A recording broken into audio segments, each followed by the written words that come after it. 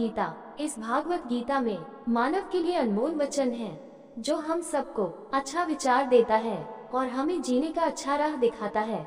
नमस्कार मित्रों, आप सबका एक बार फिर से माता का ज्ञान चैनल पर आप सबका स्वागत है।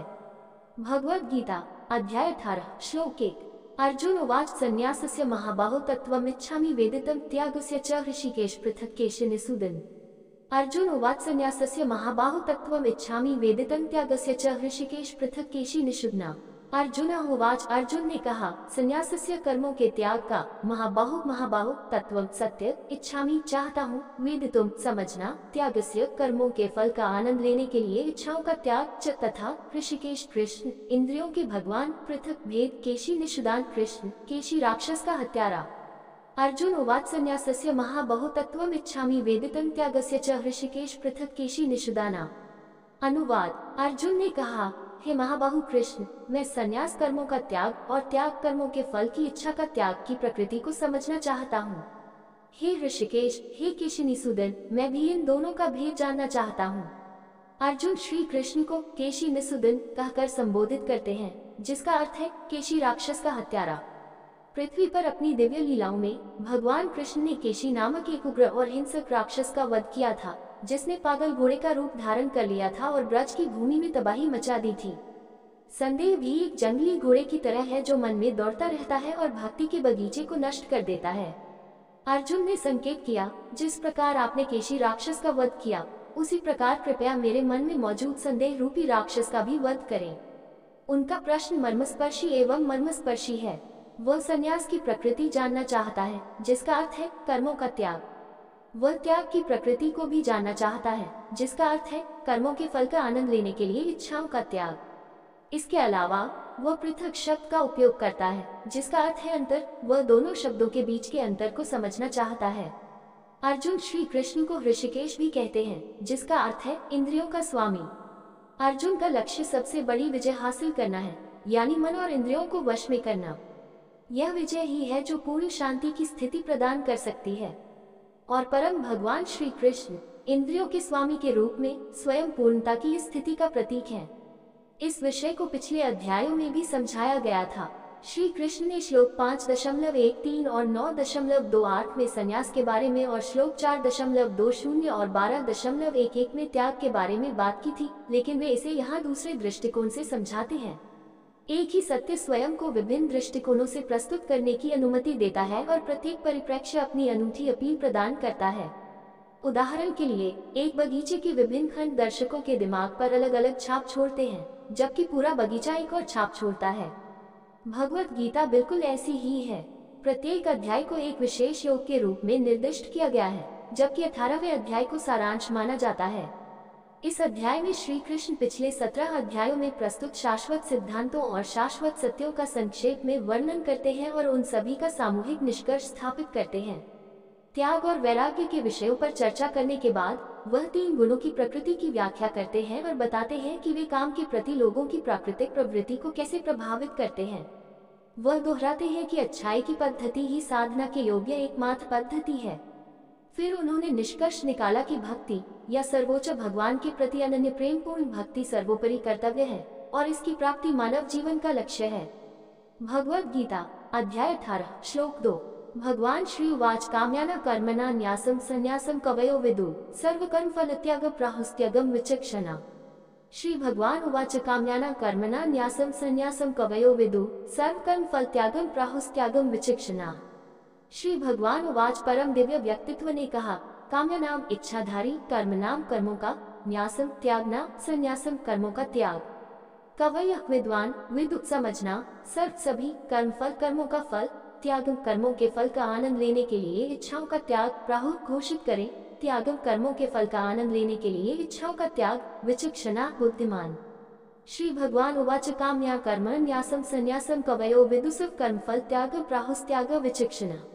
अनुवाद। सर्वोच्च दिव्य व्यक्तित्व ने कहा, इच्छा से प्रेरित कार्यों का त्याग करना ही विद्वान लोग संन्यास के रूप में समझते हैं। सभी कर्मों के फल का त्याग करना ही बुद्धिमान लोग त्याग कहते हैं। कवय विद्वान हैं। श्री कृष्ण कहते हैं कि विद्वान लोग संन्यास को कर्मों का त्याग मानते हैं। जो लोग भौतिक सुख के लिए कर्मों का त्याग करते हैं और त्याग क्रम में प्रवेश करते हैं, उन्हें कर्म सन्यासी कहा जाता है। वे कुछ नित्य कर्म, शरीर के रखरखाव के लिए दैनिक कार्य करना जारी रखते हैं, लेकिन वे काम्य कर्म, धन, संतान, प्रतिष्ठा, स्थिति, शक्ति आदि प्राप्त करने से संबंधित कार्य का त्याग करते हैं। ऐसे कार्य आत्मा को कर्म के चक्र में बांध देते हैं और जन्म और मृत्यु के संसार में बार बार जन्म लेते हैं। विचक्षणा बुद्धिमान है। श्री कृष्ण कहते हैं कि बुद्धिमान लोग त्याग पर जोर देते हैं, जिसका अर्थ है आंतरिक त्याग। इसका तात्पर्य निर्धारित वैदिक कर्तव्यों को त्यागना नहीं है, बल्कि उनके फल का आनंद लेने की इच्छाओं को त्यागना है। अतः कर्मों के प्रतिफल के प्रति आसक्ति को त्यागने की प्रवृत्ति त्याग है, जबकि कर्मों को त्यागने की प्रवृत्ति संन्यास है। आत्मज्ञान की प्राप्ति के लिए संन्यास और त्याग दोनों ही प्रशंसनीय और उचित विकल्प प्रतीत होते हैं। इन दोनों क्रियाओं में से श्री कृष्ण किसकी अनुशंसा करते हैं, वह आगे के छंदों में इस विषय पर अधिक स्पष्टता प्रदान करते हैं। भगवद गीता अध्याय 18 श्लोक 3। त्याज्यम दोषवदित्येके कर्म प्राहुर्मनीषेण यज्ञदान तप कर्म न त्यागमिति चापरे। त्याज्यम दोषवदित्येके कर्म प्राहुर्मनीषेण यज्ञदान तप कर्म न त्याज्यमिति चापरे। त्याज्यम त्याग देना चाहिए, दोषवत दुष्ट के समान, इति इस प्रकार एक एक कुछ कर्म कर्म प्राहु घोषित करें, मनीषिण विद्वान, यज्ञ बलिदान, दान दान, तप तपस्या, कर्म कृत्य न कभी नहीं, त्याज्यम त्याग देना चाहिए, इति इस प्रकार च तथा अपरे अन्य। त्याज्यम दोषवदिति एके कर्म प्राहुर मनीषिण यज्ञ दान तप कर्म न त्याज्यम इति चापरे। अनुवाद। कुछ विद्वान लोग घोषणा करते हैं कि सभी प्रकार के कार्यों को बुरा मानकर छोड़ देना चाहिए, जबकि अन्य का कहना है कि त्याग, दान और तपस्या के कार्यों को कभी नहीं छोड़ना चाहिए। कुछ दार्शनिक, जैसे कि सांख्य विचारधारा के दार्शनिक, जितनी जल्दी हो सके सांसारिक जीवन को समाप्त करने के पक्ष में हैं।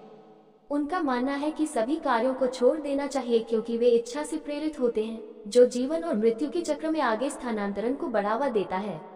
उनका तर्क है कि सभी कार्य अप्रत्यक्ष हिंसा जैसे अंतर्निहित दोषों के अधीन हैं। उदाहरण के लिए, यदि कोई आग जलाता है तो उसमें अनायास ही कीड़ों के जलने की संभावना बनी रहती है। इसलिए वे शरीर के निर्वाह के अलावा सभी कार्यों की समाप्ति का मार्ग सुझाते हैं। अन्य विद्वान दार्शनिक, जैसे कि मीमांसा विचारधारा के लोग, घोषणा करते हैं कि निर्धारित वैदिक गतिविधियों को कभी नहीं छोड़ना चाहिए। उनका तर्क है कि जहाँ भी वेदों के दो विरोधाभासी आदेश हैं, यदि कोई विशिष्ट अधिक प्रमुख है तो ये सामान्य को रद्द कर देता है। उदाहरण के लिए, वेद हमें निर्देश देते हैं, महिंसात् सर्वभूतानि विवन, किसी भी जीवित इकाई के प्रति हिंसा न करें। यह एक सामान्य निर्देश है। वही वेद हमें अग्नियज्ञ करने का भी निर्देश देते हैं। यह एक विशिष्ट निर्देश है। ये संभव है कि अग्नि यज्ञ करते समय अनजाने में ही कुछ प्राणियों की अग्नि में मृत्यु हो जाए, लेकिन मीमांसा दर्शन के अनुयायी का तर्क है कि बलिदान करने के लिए विशिष्ट निर्देश प्रचलित है और इसका पालन किया जाना चाहिए, भले ही हिंसा न करने के सामान्य निर्देश के साथ विरोधाभासी हो। इसलिए मीमांसक कहते हैं कि हमें यज्ञ, दान और तपस्या जैसी लाभकारी गतिविधियों को कभी नहीं छोड़ना चाहिए। भगवद गीता अध्याय 18 श्लोक 4। निश्चय श्रेणु में तत्व त्यागे भरतसुतम त्यागो ही पुरुष व्याघ्र त्रिविध संप्रकीर्तित।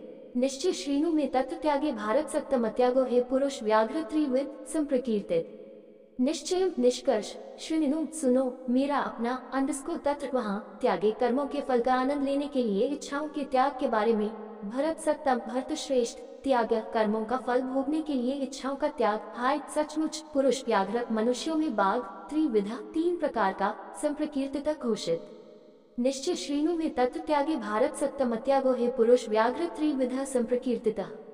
अनुवाद। आप त्याग के विषय पर मेरा निष्कर्ष सुनो, हे मनुष्यों में बाघ, क्योंकि त्याग तीन प्रकार का बताया गया है। त्याग महत्वपूर्ण है क्योंकि यह उच्च जीवन का आधार है। निचली इच्छाओं को त्याग कर ही हम उच्च आकांक्षाओं को विकसित कर सकते हैं। इसी तरह निम्न कर्मों को त्याग कर ही हम स्वयं को उच्च कर्तव्यों और गतिविधियों के लिए समर्पित कर सकते हैं और आत्मज्ञान के मार्ग पर चल सकते हैं। हालांकि पिछले श्लोक में श्री कृष्ण ने खुलासा किया कि त्याग वास्तव में क्या होता है, इसकी सही समझ पर अलग अलग विचार हैं। पिछले श्लोक में दो प्राथमिक विरोधी विचारों का उल्लेख करने के बाद श्री कृष्ण अब अपनी राय प्रकट करते हैं, जो इस विषय पर अंतिम निर्णय है। उनका कहना है कि वे त्याग को तीन श्रेणियों श्लोक 7 से 9 में वर्णित में विभाजित करके इस विषय का प्रतिपादन करेंगे। वह अर्जुन को व्याघ्र कहकर संबोधित करते हैं, जिसका अर्थ है पुरुषों के बीच बाघ, क्योंकि त्याग बहादुरों के लिए है। संत कबीर ने कहा, तीर तलावर से जो लड़े सो शूरवीर नहीं होए। माया तजी भक्ति करे, शूर कहावे सोया पीटू। तीर और तलवार से लड़ने से कोई बहादुर नहीं होता। वह व्यक्ति वास्तव में बहादुर है जो माया को त्याग देता है और भक्ति में लग जाता है। भगवद गीता अध्याय 18 श्लोक 5। यज्ञ दान तप कर्म न त्याग कार्यमेव तत् यज्ञो दान तपश्च पूर्णानि मनुष्यानम्। यज्ञ दान तप कर्म न त्याज्यं कार्याय तत् यज्ञो दान तपश्च पावनानि मनीषिणाम्। यज्ञ बलिदान, दान तप तपस्या, कर्म न कभी नहीं, त्याज्यम त्याग देना चाहिए, कार्य में अवश्य ही किया जाना चाहिए, तत्व यज्ञ बलिदान दान तप तपस्या च तथा ई सचमुच पावनानी शुद्ध करने वाला, मनीषिना बुद्धिमानों के लिए। यज्ञ दान तप कर्म न त्याज्यम कार्याय तत् यज्ञो दान तपश्च पावनानि मनीषिणम्। अनुवाद, त्याग, दान और तपस्या पर आधारित कार्यों को कभी नहीं छोड़ना चाहिए, उन्हें निश्चित रूप से निष्पादित किया जाना चाहिए। वास्तव में यज्ञ दान और तपस्या के कार्य बुद्धिमान लोगों के लिए भी पवित्र करने वाले होते हैं। यहाँ श्री कृष्ण अपना फैसला सुनाते हैं कि हमें कभी भी उन कार्यों का त्याग नहीं करना चाहिए जो हमें ऊपर उठाते हैं और मानव जाति के लिए फायदेमंद हैं। ऐसे कार्य यदि उचित चेतना में किए जाएं, तो हमें बांधते नहीं हैं, बल्कि वे हमें आध्यात्मिक रूप से विकसित होने में मदद करते हैं। उदाहरण के लिए एक कैटरपिलर पर विचार करें। खुद को बदलने के लिए वह अपने विकास के लिए एक कोकून बुनती है और खुद को उसमें कैद कर लेती है। एक बार जब ये तितली बन जाती है तो ये कोकून को तोड़ देती है और आकाश में उड़ जाती है। दुनिया में हमारी स्थिति भी ऐसी ही है। बदसूरत कैटरपिलर की तरह हम वर्तमान में दुनिया से जुड़े हुए हैं और अच्छे गुणों से रहित हैं। हमारी आत्म तैयारी और आत्म शिक्षा के एक भाग के रूप में हमें ऐसे कार्य करने की जरूरत है जो हमारे इच्छित आंतरिक परिवर्तन को लाए। यज्ञ बलिदान दान और तप तपस्या ऐसे कार्य हैं जो हमारे आध्यात्मिक विकास और विकास में मदद करते हैं। कभी कभी ऐसा लग सकता है कि वे बाध्यकारी भी हैं, लेकिन वे कैटरपिलर के कोकून की तरह हैं।